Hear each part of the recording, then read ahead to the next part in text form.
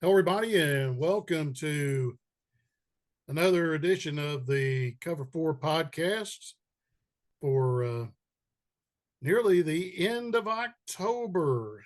That doesn't sound right, as the guy with the slightly cracked crimson colored glasses, Randy Gibson, survived homecoming and survived a huge scare by Gus Malzahn and Central Florida over the weekend. That was, as I would say, it was too close for comfort.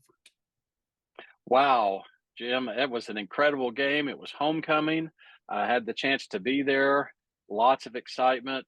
I survived carrying my drums and playing pregame and halftime and in the stands, but I also survived watching the Sooners survive. It was a close game.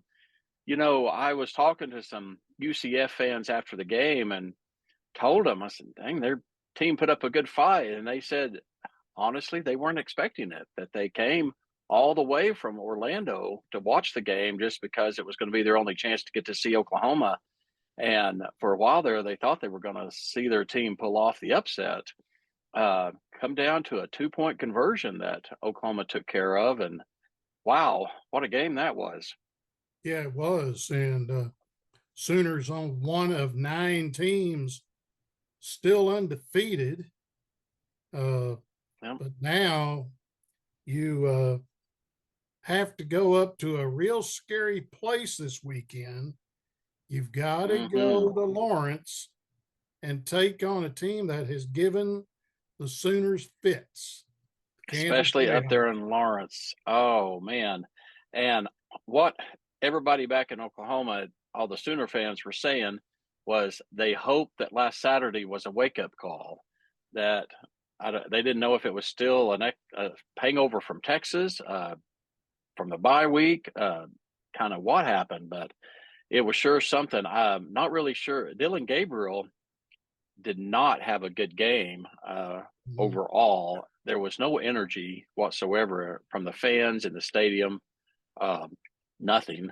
The defense looked really, really good until a crucial penalty on a goal line stand when it was 3rd down and 10, and Jared Caddick got an unsportsmanlike or personal foul or unsportsmanlike conduct penalty, and gave UCF the chance at another 1st down on the goal line, and they scored.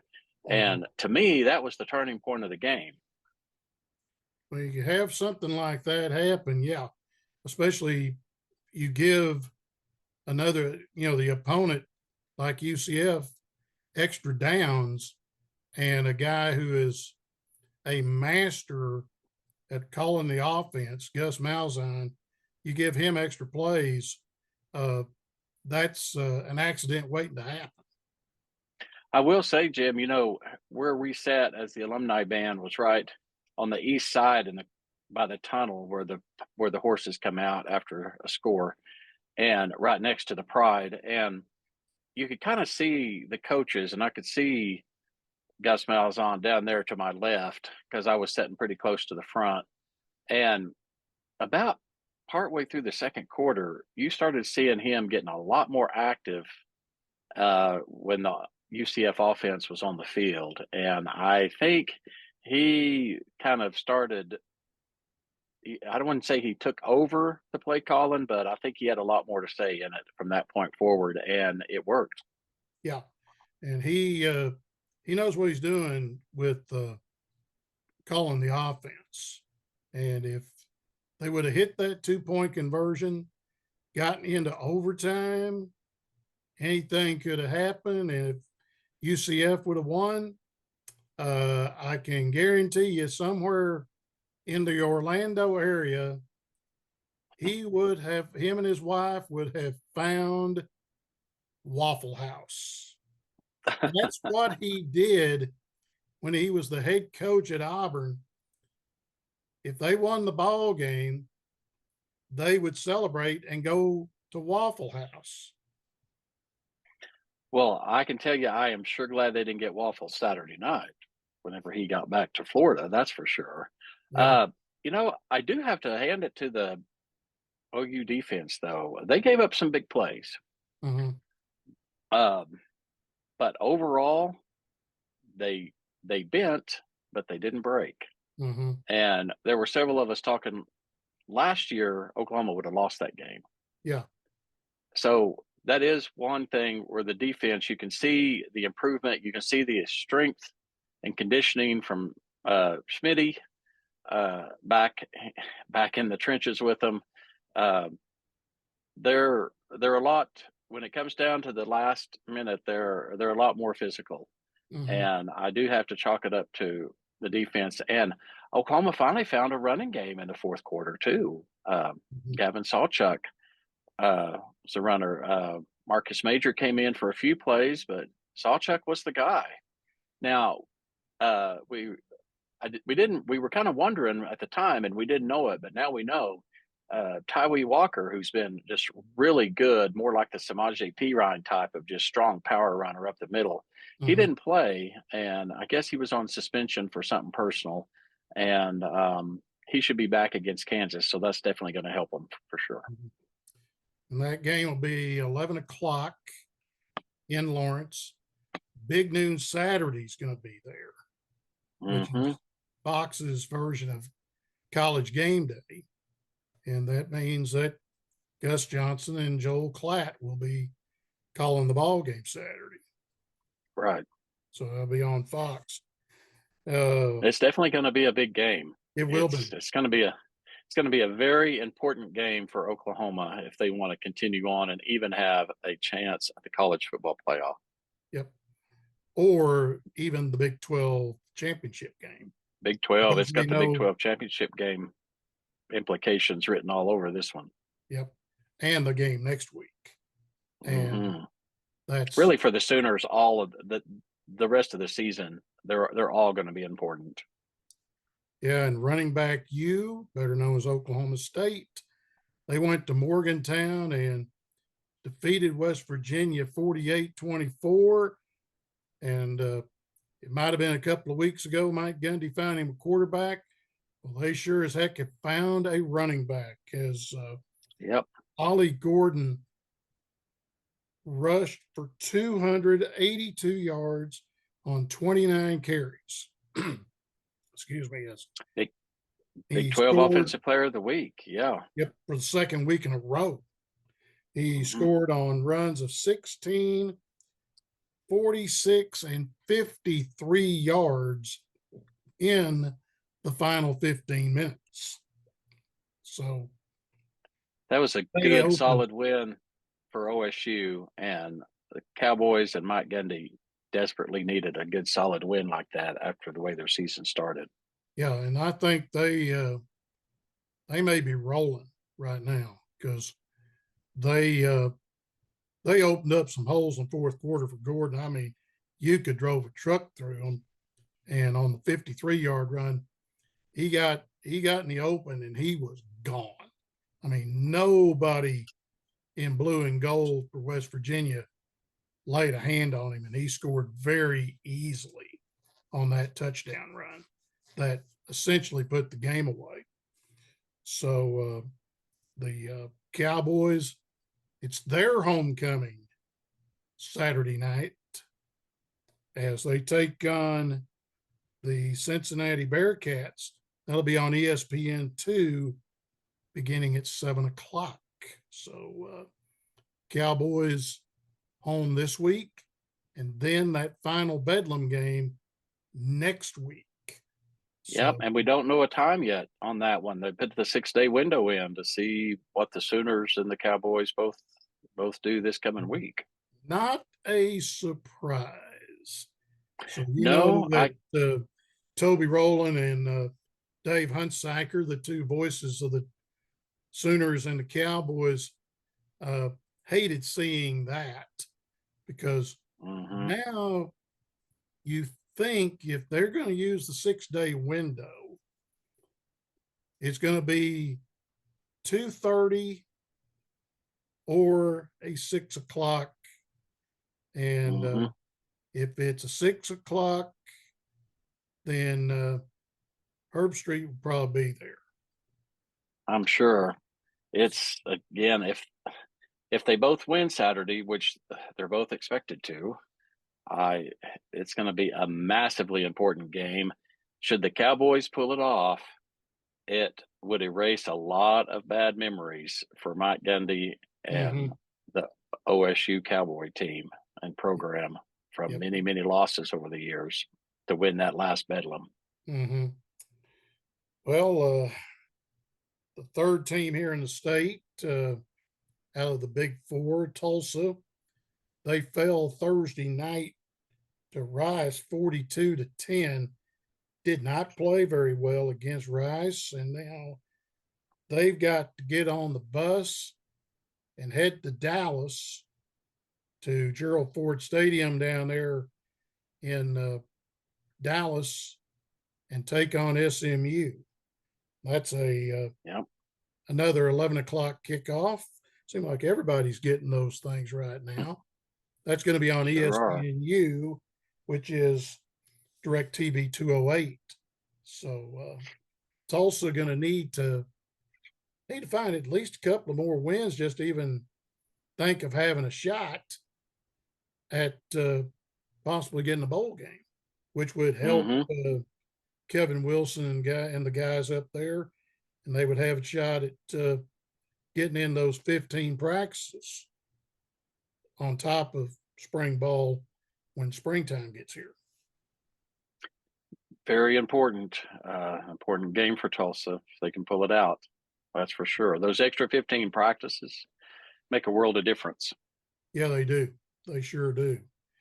Arkansas, on the other hand, that was a game I had working on official stats for ESPN Saturday. And you talk about a team that did not have any energy whatsoever. It was the Arkansas Razorbacks. They fell 7-3 in a defensive battle to Mississippi State. They got an interception to start, couldn't knock it in, got a Cam Little field goal, made it 3-0. Then they saw Mississippi State score, and then they never really threatened to even scare the end zone. The rest of the ball game, they had a chance for a 51-yard field goal, got a penalty for, I think it was delay a game, and they decided not to kick it. Max Fletcher pinned the Bulldogs down deep inside the 5, and they couldn't hold them. They got out to, I think, right around midfield before they had to punt, but just no energy whatsoever. Sam saw it and took some action after the ball game. Sunday morning, he fired offensive coordinator Dan Enos, who was in his second stint as the offensive coordinator of the Razorbacks. He coached with Brett Bielema back when Bielema was the head coach. He fired him after 8 ball games. And here's a guy that you might have heard of back in the late 2000, early 2010s. Kenny Guyton, quarterback at Ohio State. He's the receivers coach. He is going to be the interim offensive coordinator. He's going to start calling the plays next week when they go to Florida. So he's going to have a week to learn to start calling plays. Sam's going to help out with the offense, and I figure he's going to be helping with the line. And they've got to run the table just to get to 6-6 and get bowl eligible.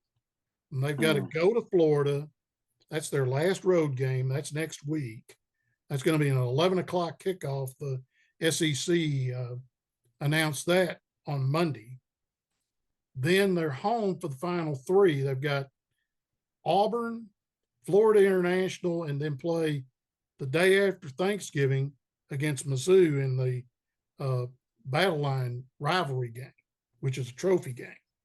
So Arkansas can go down to Florida, pull a rabbit out of the hat, and beat them down there, and then run the table at home, then they would get a chance at a bowl game. But they've got to win the next four. They've lost 6 in a row. And who started it?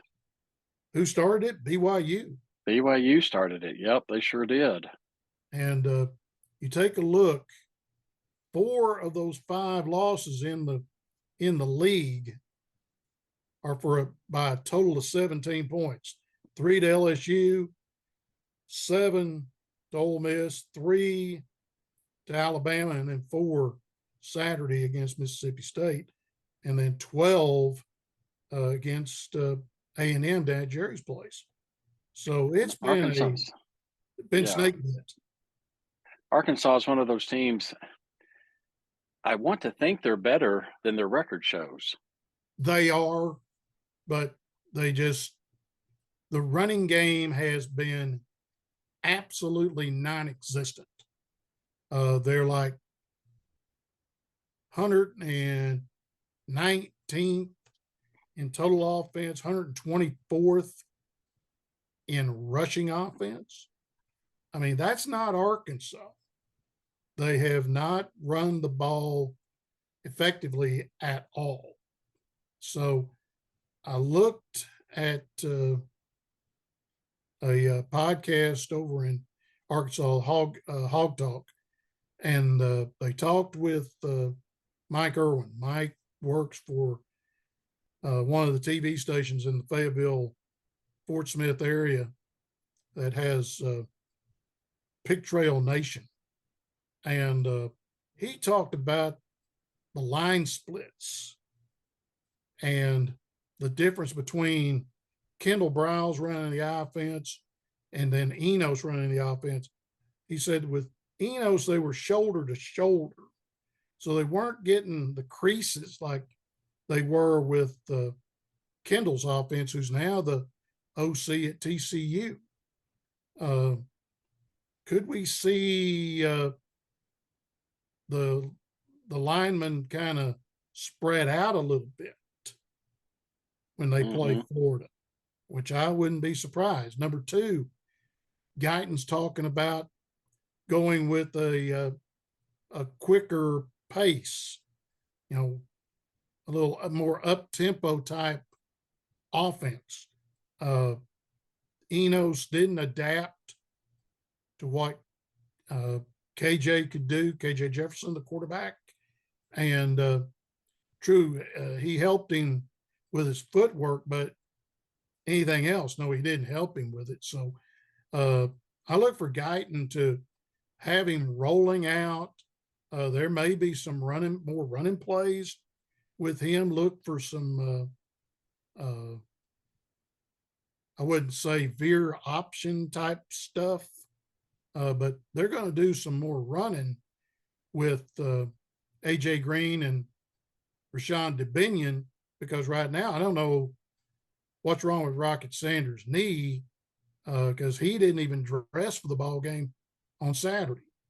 So there's something amiss with his knee that he hurt in that opener against UA Pine Bluff down at Little Rock.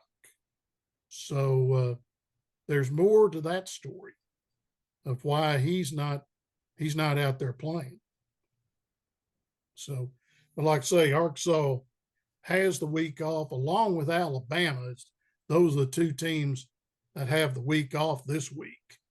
So they'll see what they can do when they go to the Swamp next Saturday. An 11 o'clock kick down in Gainesville, which is 12 noon their time down in the land of the Swamp.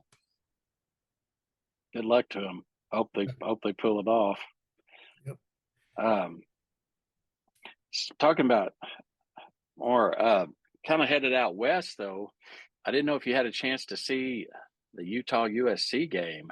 I saw the end of it. I saw the highlights, and they USC scored with 1:16 left, and Yep, that proved to be too much time to it give the did. Utes. And then they kick a 38-yard field goal on the final play of the ball game, beat them 34-32. They did, and Arkansas got rid of their offensive coordinator. USC program, the fans are screaming for USC to get rid of their defensive coordinator, who was formerly with Lincoln Riley at Oklahoma, Alex Grinch. Just like Oklahoma fans had seen many times before, Southern Cal defense had the game in their hands, had Utah pinned back, and had them 3rd and 10 from outside of midfield, and Utah's 3rd string quarterback, I might add, took off for a long run down to about the 24, and that set him up for the game-winning field goal. Mm-hmm. That would be interesting. I don't know where they're at as far as schedule-wise, because I wouldn't be a bit surprised they've used their open date already. They've got, I don't know what order they're in, but I do know that they've got UCLA, Oregon, and Washington left. Mm-hmm. They got to go to Eugene. I think USC comes across town to the Coliseum, and I believe Washington goes down to LA, if I'm not mistaken. Okay. Well, yeah, go ahead. Yeah, I'm not sure. I think I got to look at the schedule to make sure, but Game Day has announced they're going to be in Salt Lake City this weekend. Ooh, okay. Who the Utes got this week? I think the Utes, I'll need to double check this, but they've got, it's either Washington or Oregon. I'm not sure, but it's one of those two. Or either one, they've got their hands full. Yeah. They got Oregon. That means Bo Nix comes to town. Yep. A really good quarterback, and Penix ain't too shabby either. No, they're both really good. So it's Oregon. I just looked it up.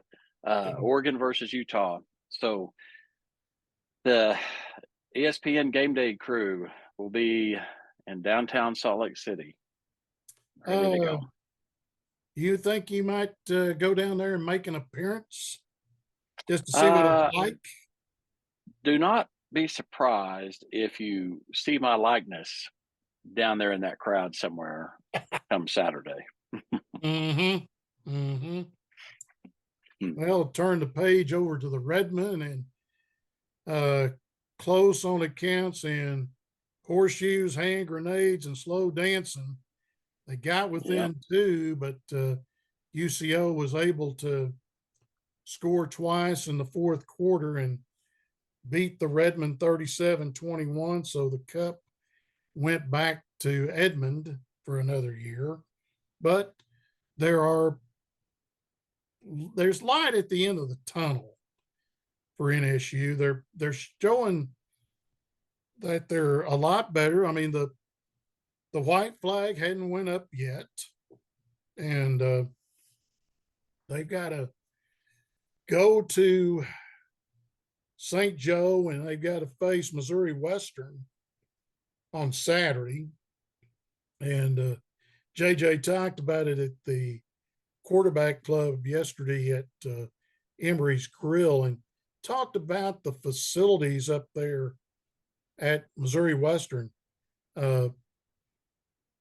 When they first went up there, it wasn't very much up there. But now the Kansas City Chiefs have really helped as far as facilities are concerned at St. Joe. There are 2 practice fields that even the Griffins cannot even practice on. They are strictly for the Kansas City Chiefs. And but they've really done a lot of upgrades up there. And so they'll take them on. They've lost 3 close ball games. They're like 5-3 going into week number 10, or make that week 9, because everybody plays an 11-game schedule in the MIAA. And so Redmond have got them. They come back home. Next week, got Northwest Missouri, and then finish on the road and go to Topeka and take on Washburn in the final game of the 23 football season. But it's one of those years that for NSU, they truly got the win against Lincoln, which was a non-conference game because Lincoln is not playing a full schedule of conference games because they're getting ready to move out of the league, and they'll head to the Great Lakes Valley Conference next year. Biggest question is going to be for Northeastern is what they're going to do to fill that slot. And we won't know that for a little bit because we don't know when the open date will be next year. They haven't come out with the 24 schedule. If it's early enough, then NSU might have what I call a gate game, go somewhere and play somebody. I know Angelo State was on the radar for this year, but NSU couldn't get a game for Lincoln to replace them. So we had to go up there and play them.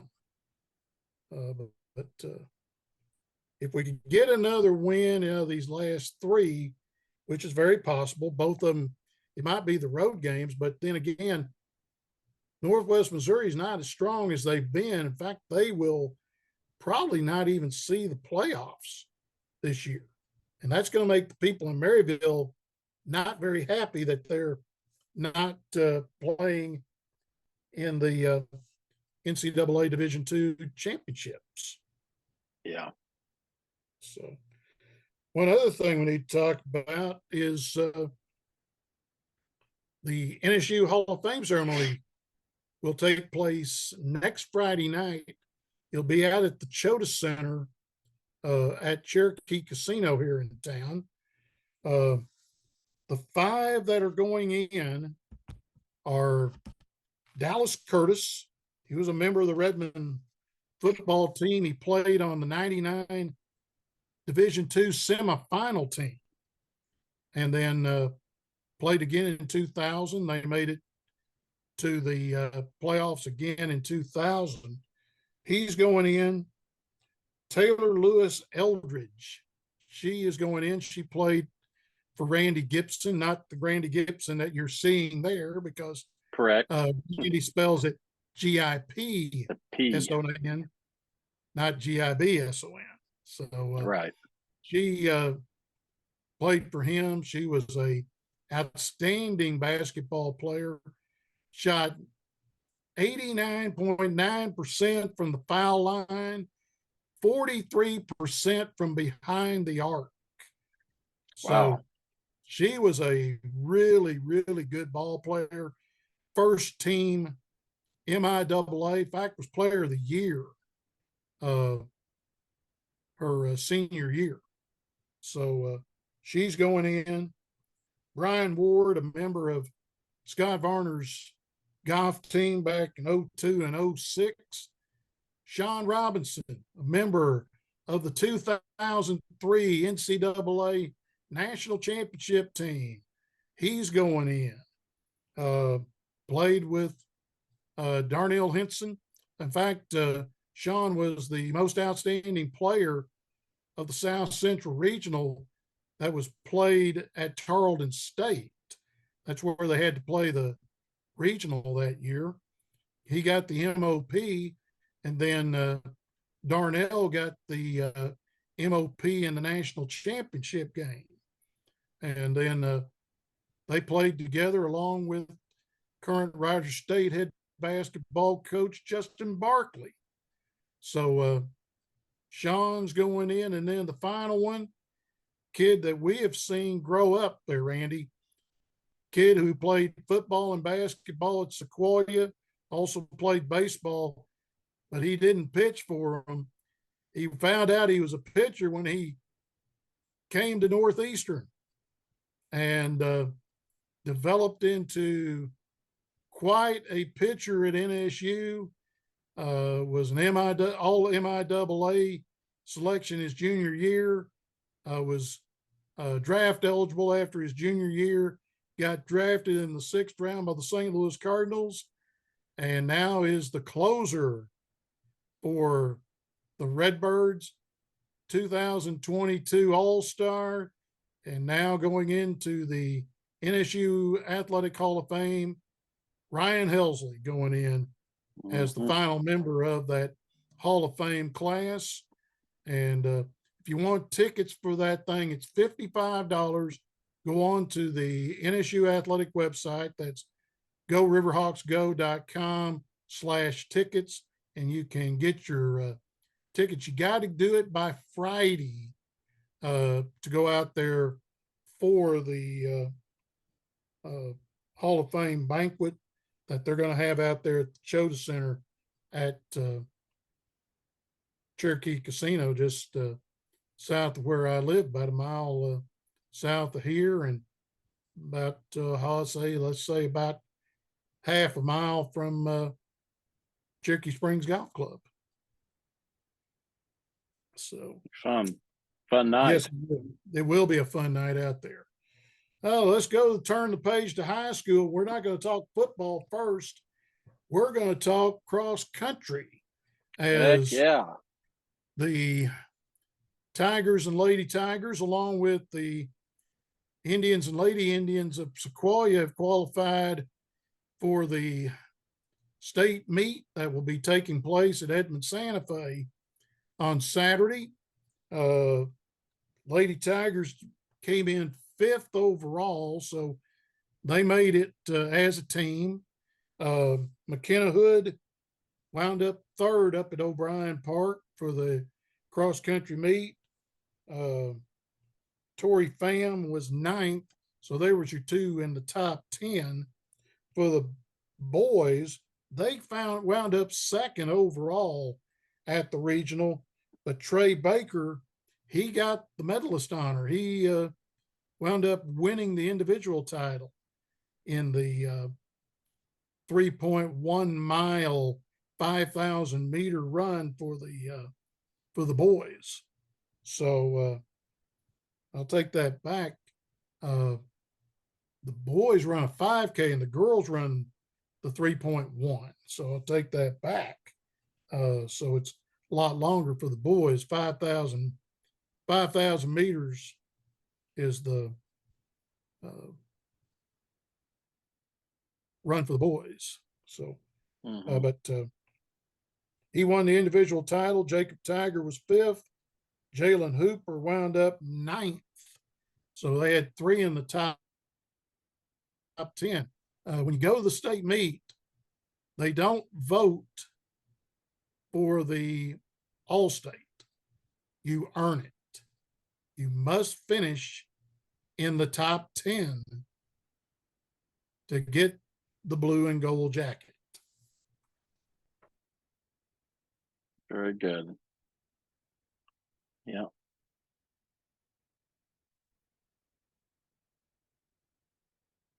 From Sequoyah, who may have got blue and gold jackets for finishing in the top 10. And I know Sam Horsechief out at Sequoyah. That's something that Sequoyah has been very proud of, is their cross country and track teams, cross country especially, and they've won a couple of state team titles out there. So Yeah. it'll be good to see what everybody can do this week. It will be. It will be. And I'm glad to see the cross country teams for both Tahlequah and Sequoyah doing so well. Yes. Well, football, the Tigers, as I said, they were playing the weak sister of the bunch. That was U.S. Grant. They beat the Generals 44-0. That gets them 3 wins in the district. But now you go to week 9, final week of the season, and they got to go to Stillwater and take on the Pioneers. And it's a Thursday night game. It's not a Friday night game. Thursday night at the Pioneers' new home. They no longer play at Hamilton Field, where Tahlequah played, as I remember, the last time when I was sports editor of the paper. I don't know if you were still in the band or if you were already at OU. I was already at OU. I never went there. Okay. Well, I remember going there. It was down on the south end of town, and it was it was like Lewis Field / Boone Pickens Stadium. It was an Aggie field, an East-West field. And recall that ball game. We were getting ready for that ball game, going to the quarterback club meeting, and Charlie Cooper said, we can't afford to have these guys get inside the 40 because they got a kid that can kick the football. And 2 guys in particular kind of snickered, and I'll name the names. It was Jack Reese and David Carey, who unfortunately we lost David late last year, early this year. They kind of snickered. And I said, boys, I'm telling you, you better listen to Charlie, and you better get to the stadium about an hour before game time and watch this kid kick. His name was Todd Wright. And they had put up the 30-foot uprights up there at Hamilton Field, because back then you didn't, the high school rule back then, it only had to be 10 foot up.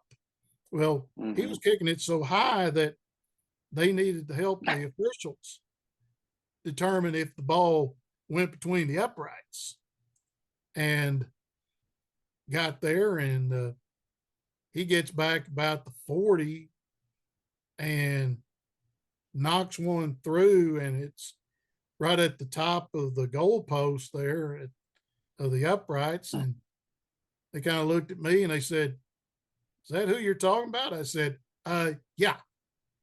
He went on to did not play at Oklahoma State because Oklahoma State had a couple of kickers that were pretty good anyway.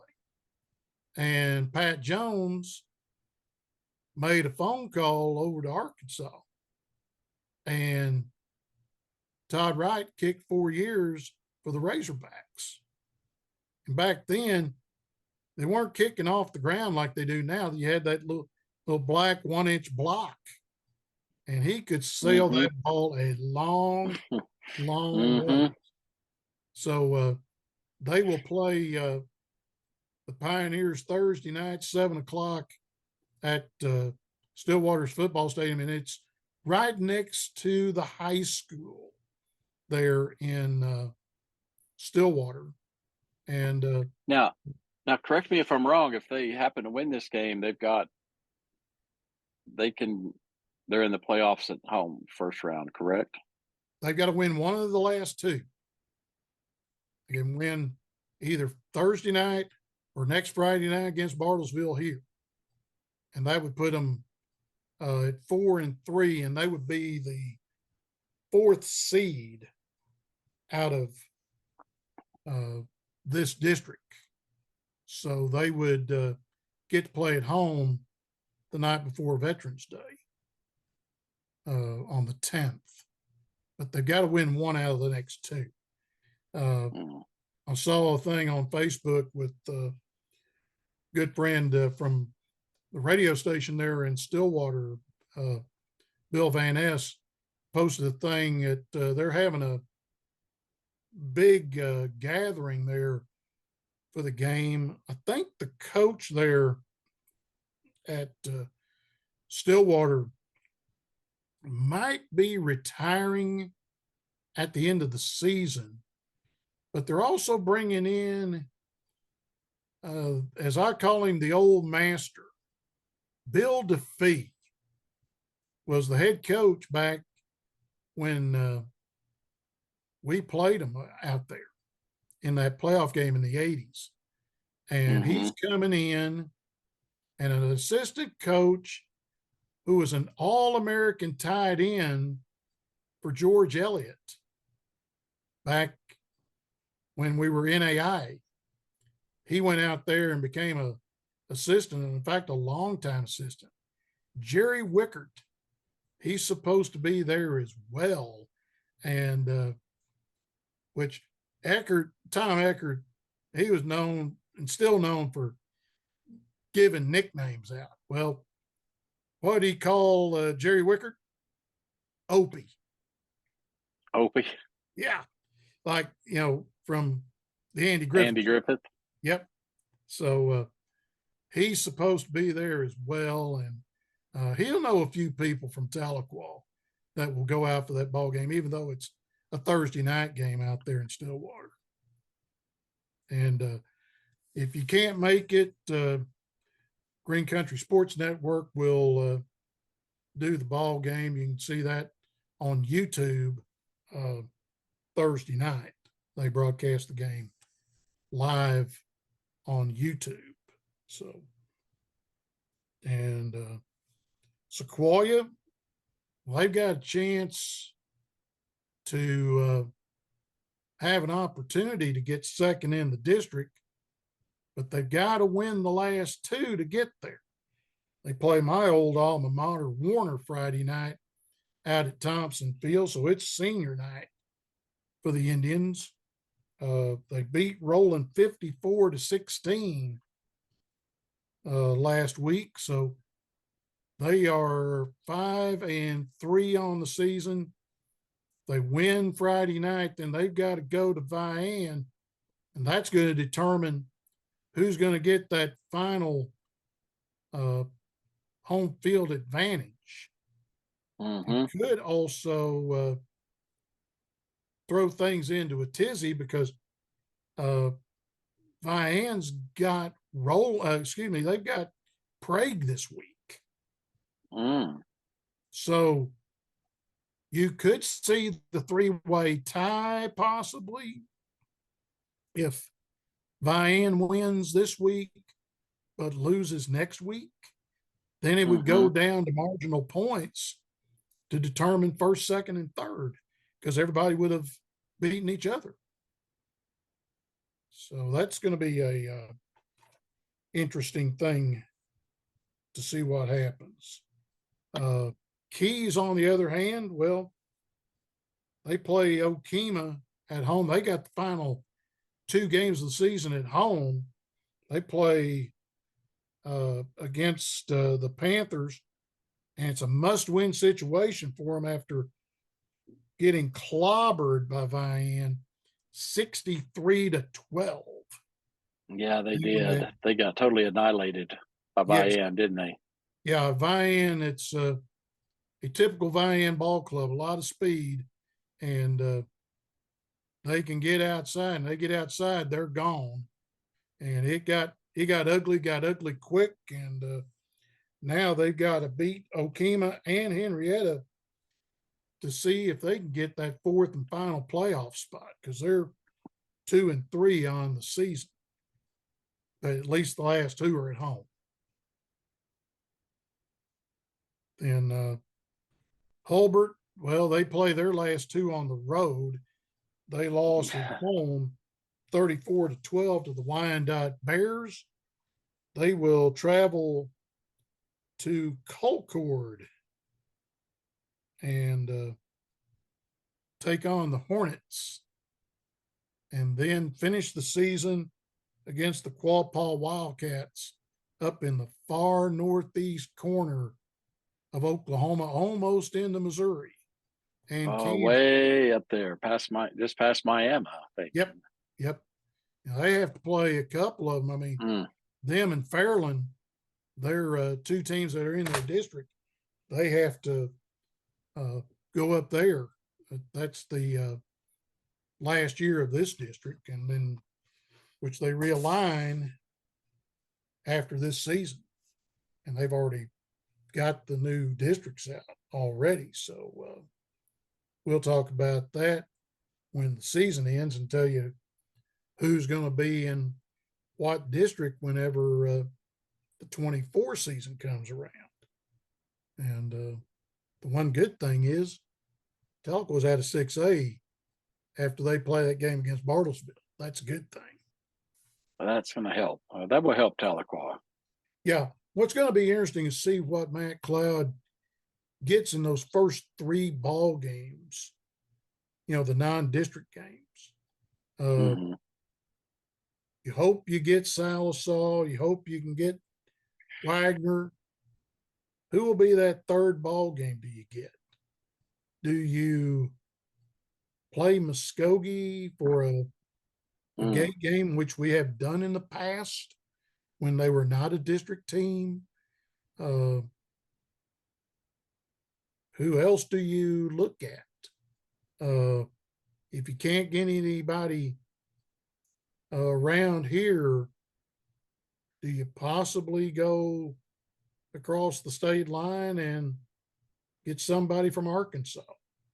They've done it before.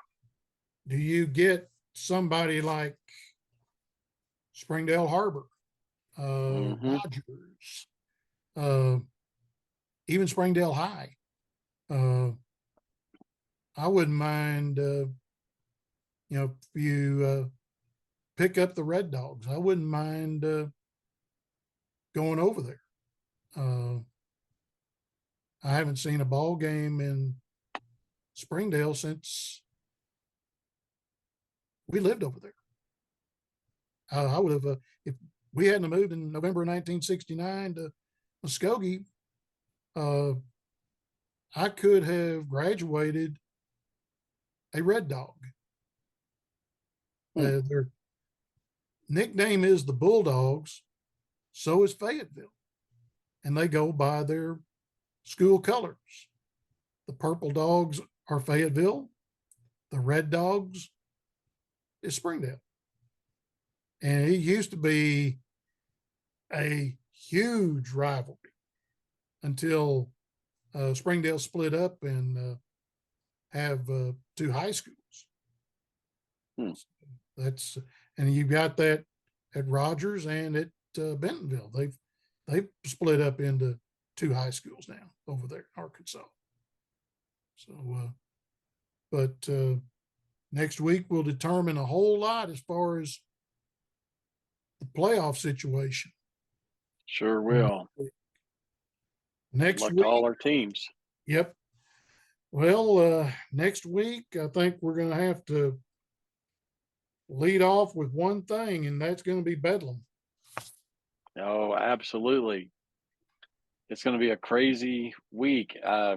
Get through this weekend. Let's hope the Sooners and Cowboys both pull off wins, and Bedlam will be very interesting. Could, and I say could, game day be in Stillwater next week if both of them win? Not sure. I'd have to look at the schedule with OSU not being ranked. I'm not sure. It just really would depend on, I guess, what Oklahoma's ranked at that point. What I'm thinking is that it's the final Bedlam for a while. I don't think Big Noon Saturday would do 2 weeks in a row of OU. I don't think so. I don't think the game will be an 11 o'clock kick. No, it won't be an 11 o'clock kick if they both win. Yeah. I look for it to be a night game, actually, if they both win. If they do, then ESPN would have it. Fowler and Herb Street to do the game, because I don't think it'll be Joe Tess. So, it'd be, if it is ESPN, 7 o'clock kick, Fowler, Herb Street, and Holly Rowe would do the ball game.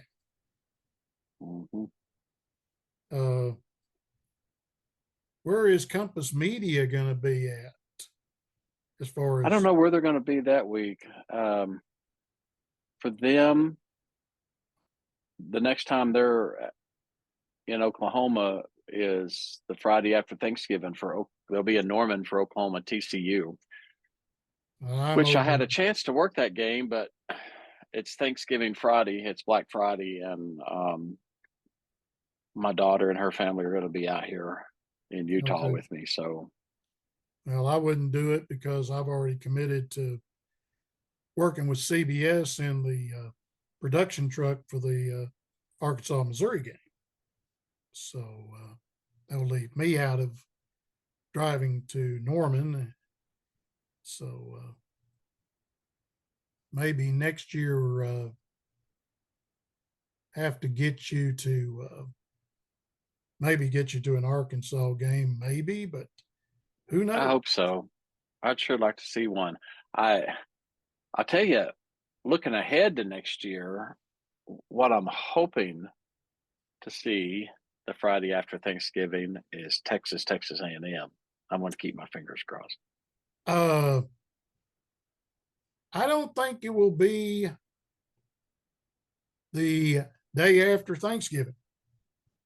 Think it'll be Thanksgiving night? Yes, because it's always been Thanksgiving night. And the thing I would like to do is go to College Station. Me too. To Bonfire. Me too. Oh. And I'm a Sooner, got the crimson glasses, Sooner through and through, but I came very close to going to A&M for my doctorate degree. And many times I look back on it and wish I would have done it. Just to be down there and have been a part of that whole everything that they do, all of their traditions and everything. They're quite impressive and quite a fun school. Well, my cousin's son, he's an engineer.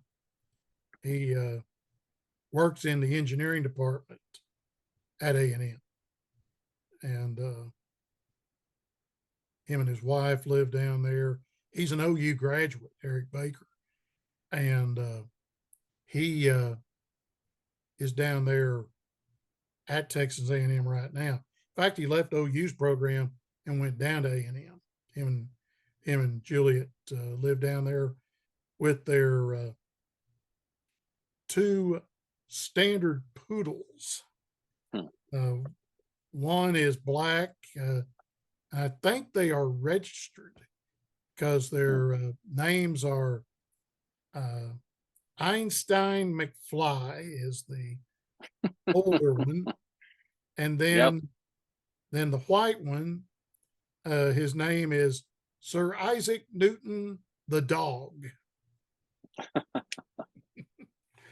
And then they have Newt. He goes by Newt. And then they have they say they got a tabby that's an evil cat named Boz. Boz, like Brian Bosworth. Oh, speaking of which, did you see the photo bomb? Yes. Of the season.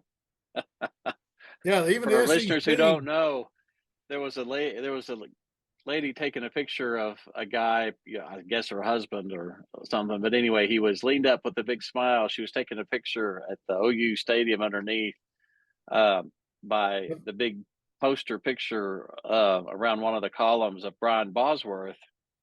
And he was there. Brian Bosworth was standing behind him, looking over his shoulder in a photo bomb. and the Mhm. lady taking the picture did not recognize who was looking over the shoulder, Yeah, that it was the guy whose picture she was taking on the poster. yeah, yeah. Hey, even the Southeastern Conference uh, got that thing, and they posted it. So, Hmm. the SEC, knowing that OU's in there next year, they grabbed a hold of that picture as well. They sure did. Hand it to him. That was Uh, a great picture. it really is. It really is. That's one for the book. You know, the thinking about the Veterans Day, which will be the 11th, which will be in a couple of weeks, and games will be played Saturday. Uh, I wish that the Arkansas Auburn game would have been on the plains and not in Fayetteville, because Auburn has a tradition. You've seen it online, Grandy, where they Hmm. release the eagle, uh, Hmm. and it's a golden eagle most of the time, except when it's either before or on Veterans Day. And when it's that time, they bring out their bald eagle, and he will be released, circle the stadium, and then come down to his handler at the 50-yard line.